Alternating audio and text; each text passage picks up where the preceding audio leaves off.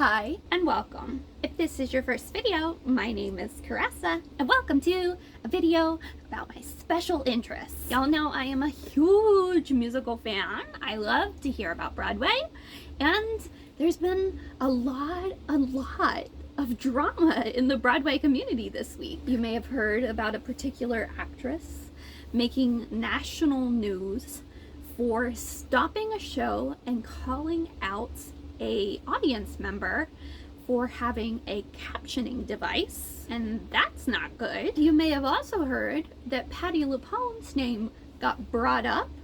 We rediscovered some details about that famous story where she herself stopped a show, and Patti LuPone, who did not call out somebody for having a captioning device, has given up her equity card. There's all this spicy hot tea, but I don't want to talk about that. I weirdly don't have that much to say about that particular topic, but I do have a lot to say about this Vulture article with Sara Porkalob. I'm going to give you some background information, then we'll talk about why it went viral and why the article is way worse than people are telling you. 1776 is a musical that was written in the 1960s. Its goal is to humanize the founding fathers in the events leading up to the Declaration of Independence. So 1776 is being revived on Broadway, and it's being directed by Diane, Paulus, and Jeffery Page. It's an all-female colorblind cast, which is really important because they're trying to recontextualize the story and show that these are the people who were not considered in the Declaration of Independence. So Sara really criticizes Diane and Jeffery in this article. And I think it's important to remember who Sara is and who Diane and Jeffery are, because there's a huge difference in their experience level and their acclaim. Diane Paulus is the director of ART, which is American Regency Theater, which as far as I can tell kind of seems like Harvard's theater department. It's in Boston. It's associated with the Harvard School.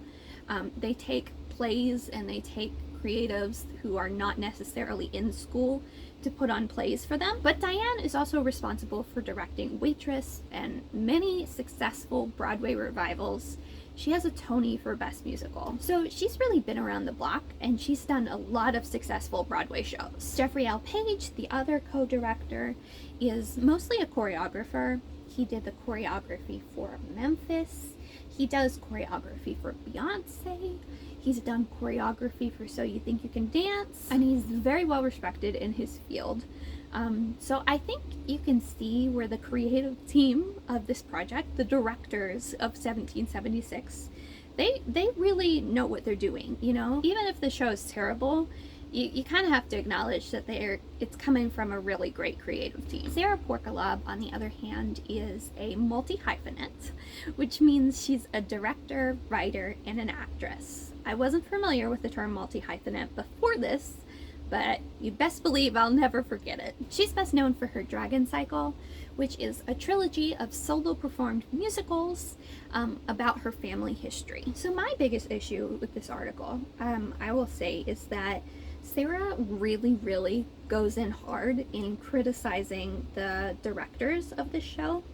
She says she would do it different, she would have never taken it on, that it doesn't read, that it's harmful, all kinds of stuff. But that's not even the reason this article went viral. The reason this article went viral is actually for a quote at the very end. When the interview asks Sara what percentage she's giving 1776, she says, "I'm giving 75%, followed by When I Do Molasses to Rum," which is a big number in the show, "I'm giving 90%. Now that may not seem like a huge deal to you or to me, to be honest, but it is a very controversial statement for the musical community.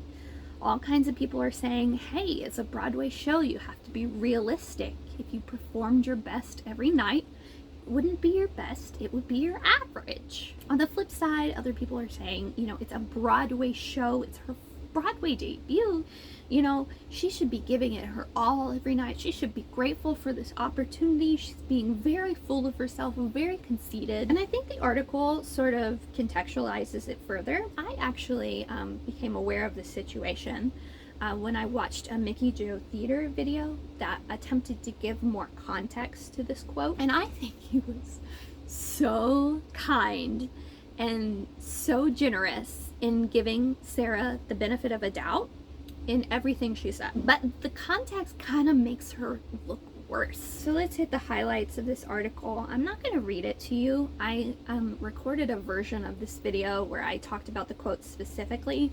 I'm not going to do that. I'm not going to baby you.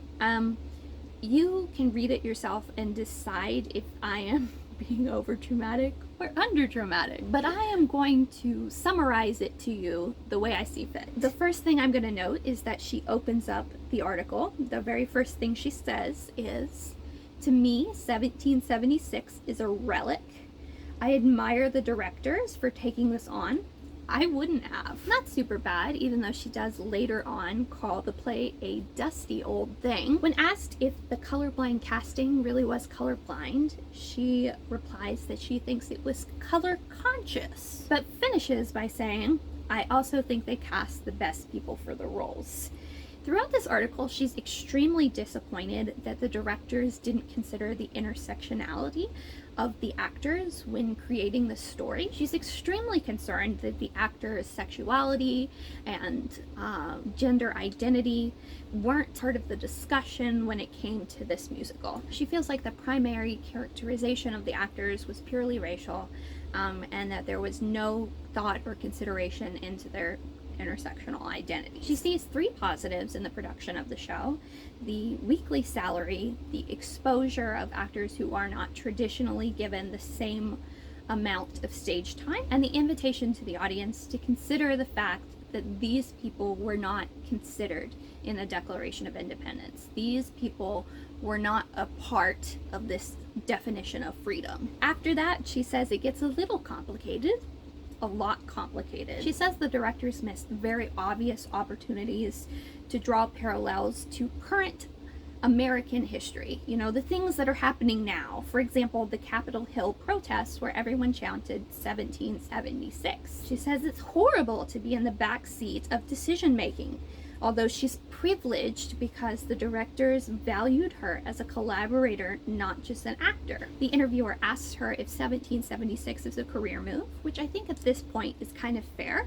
She's been very critical of the show, and she says absolutely, and she is not creatively fulfilled in this role. She says she wasn't interested in humanizing the character she plays, and in fact she just doesn't give a fuck about some of the smaller historical details. Some of the worst moments in this article come when the interviewer asks her about a particular choice the directors made to have the actors face out during a humanizing moment of the play. And she says, and I quote, "I think that choice is actually really bad. It feels cringy. On the inside, I'm cringing at that. I'm cringing at the fucking projected egg song, and I cringe a little bit at the end when we hold out those coats. I'm like, it's okay. I wouldn't have wanted it this way, but I'm doing my job.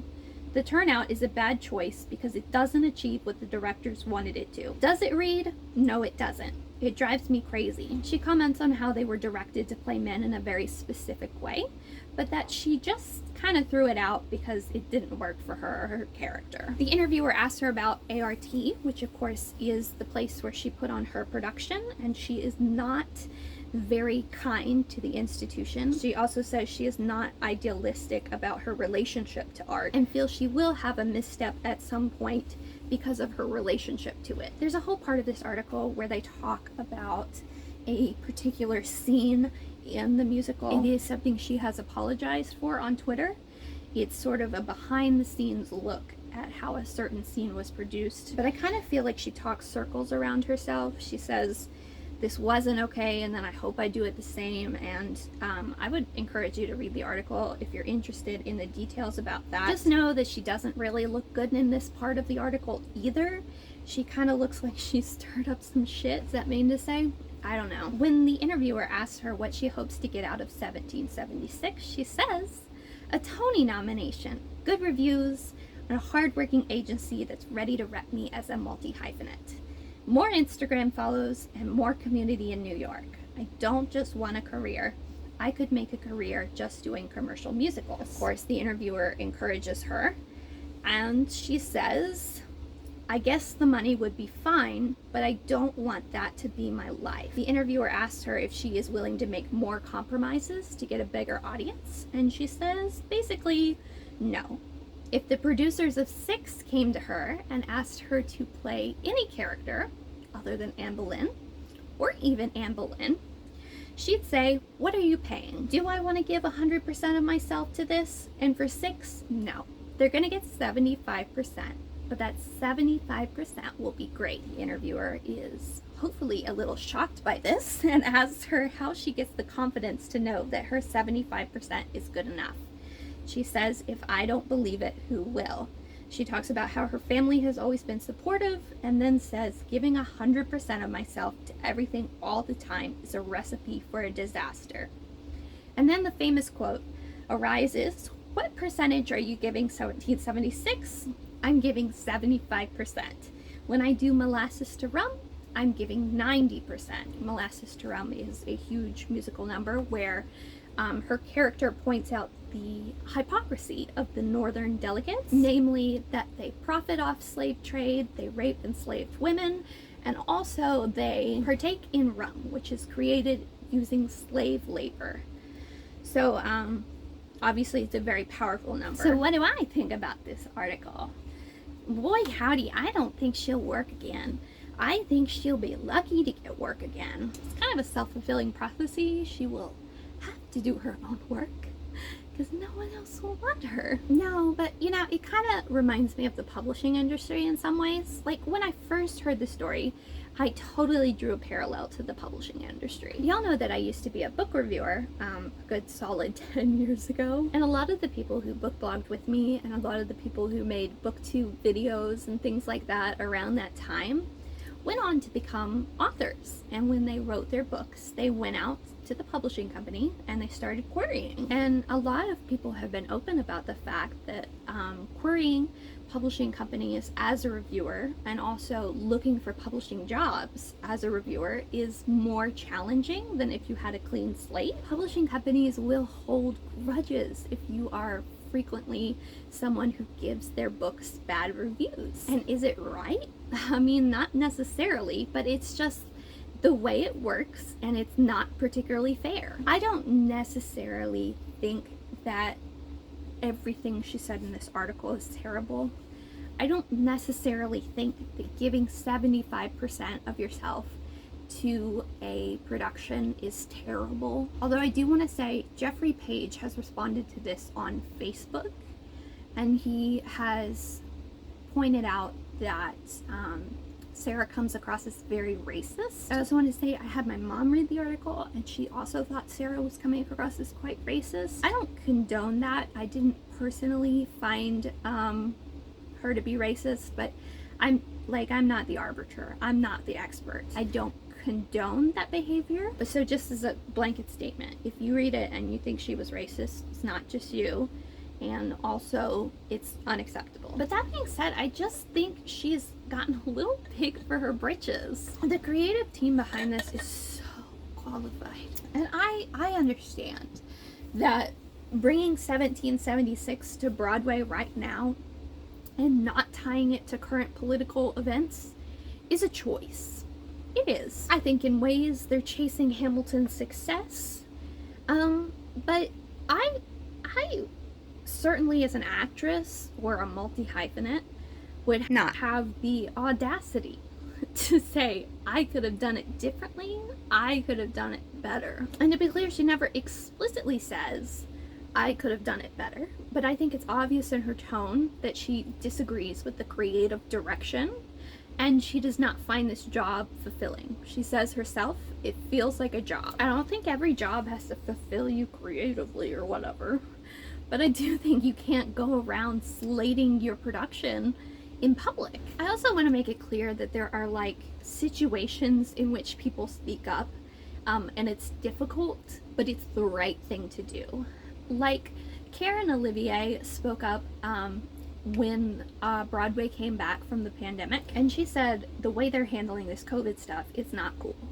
They're not doing a good job. I had COVID and I could have gotten people sick and I thankfully didn't, but she also said the costuming was detrimental to her, but there's a couple points of contention here. Karen Olivier is, 40, and she's been around the block. She spoke up about her own experiences after leaving a production, and she spoke up about something that was wrong, something that was difficult, but needed to be addressed. Saying that it didn't read well, it doesn't really need to be said. I don't think that these directors are intentionally or unintentionally causing a huge amount of harm. Anyway, this article is bonkers, and you definitely should read it and tell me what you think about it. I hope this was a happy medium between discussing the article and also my opinion. Like I said, I've recorded this video probably 20 different times, and I am just ready to be done with it, for it to go out to the world. But if you guys are interested in Broadway drama, you should let me know, because I love to talk about musicals, and I kind of love a little bit of spicy tea. So let me know if you're down for more casual videos, and or if you like musicals, because I love musicals. I really do. I'll talk to you guys next time. Bye.